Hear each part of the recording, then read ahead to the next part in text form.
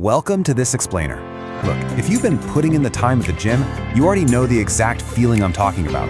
You train incredibly hard, you sweat, you push yourself until you leave the gym literally exhausted.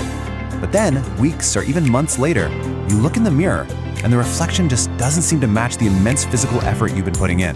Well, today, we are going to examine exactly why sweating and exhausting yourself at the gym might not be translating to the results you actually want to see. It is incredibly frustrating, isn't it? You've been lifting weights consistently for months, staring at the mirror, just waiting for a superhero to look back at you, but there are almost no visible changes to show for it. You start to wonder, what exactly is holding me back? Okay, let's dive into this.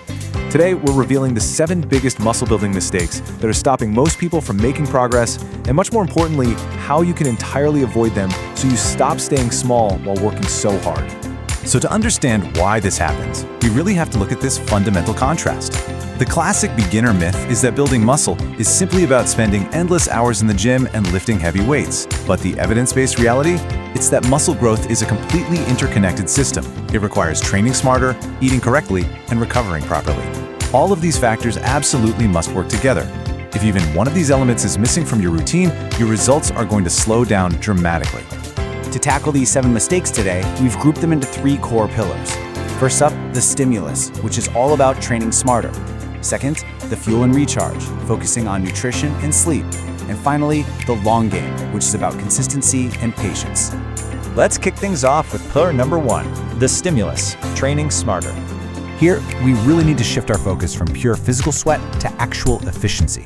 And this brings us right to mistake number 1, a lack of progressive overload. Listen, your muscles are incredibly stubborn. They only grow when they're given a reason to. If you're going into the gym and using the exact same weight every single week, your body has absolutely no reason to adapt. To fix this, you need to follow these steps over time. Try adding just a little more weight, or add 1 or 2 extra reps, or simply add an additional set. I know, it sounds incredibly basic, but these small systematic improvements every week are exactly what force the body to adapt and create massive results over a period of months.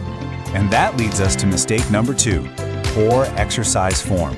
So many people fall into the trap of focusing solely on lifting heavier weights instead of lifting correctly. But remember, quality always beats quantity. When you use bad form, you are actively reducing the muscle activation you're trying to achieve in the first place, and you're significantly increasing your risk of injury. You absolutely must slow down. Control every single repetition and actively feel the target muscle doing the work. Now, what's really interesting about this slide is how it highlights mistake number 4, skipping foundational compound exercises. Now, don't get me wrong, isolation exercises are perfectly fine, they're useful. But compound movements like squats, deadlifts, the bench press, pull-ups, the overhead press, and rows, those need to be the absolute foundation of your workouts. Why? Because these specific movements recruit multiple muscle groups at the exact same time.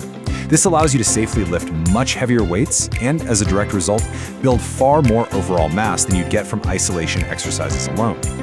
Moving right along to pillar number 2, the fuel and recharge, covering nutrition and sleep. This requires a major mental reframe. Your muscles don't actually grow in the gym. They grow outside of it while you recover. Which leads us back to mistake number 3, not eating enough protein. Your muscles desperately need protein to repair the damage done in the gym and to grow larger. As a golden rule, you should be aiming for about 0.8 to 1 gram of protein per pound of body weight. Try to incorporate sources like chicken, fish, eggs, Greek yogurt, lean beef, beans, and of course, protein shakes if you need them. Because if you don't consume enough of these essential protein sources, your recovery will absolutely suffer and your muscle growth will just grind to a halt. And you literally cannot talk about recovery without looking at this massive, incredibly important number, 7 to 9. Mistake number 5 is shortchanging this exact number. You need 7 to 9 hours of high-quality sleep every single night. If you cut this short, you drastically lower your testosterone levels. In fact, sleeping just 5 hours a night can age a man's testosterone levels by over a decade. Crazy, right? It also actively reduces your body's ability to recover and negatively affects your physical performance the very next time you step foot in the gym. So the crucial point here is that recovery isn't a break from your training process. It is literally the other half of the puzzle. Taking the time to rest, to sleep those 7 to 9 hours, and to adequately feed your body isn't being lazy. It is a mandatory, non-negotiable part of the entire muscle building equation. And that brings us to our final thematic pillar, the long game, focusing on consistency and patience. This is where we address the mental mistakes that completely derail our physical progress. Mistake number 6 is changing your workout every single week. So many people fall victim to this. They're constantly searching for that perfect workout routine, and instead of actually mastering one program, they switch things up every few days. Look, in week 1, you start a well-designed plan. Through weeks 3 to 5, you absolutely must resist the urge to switch routines, because by weeks 6 through 8, you are finally mastering the program.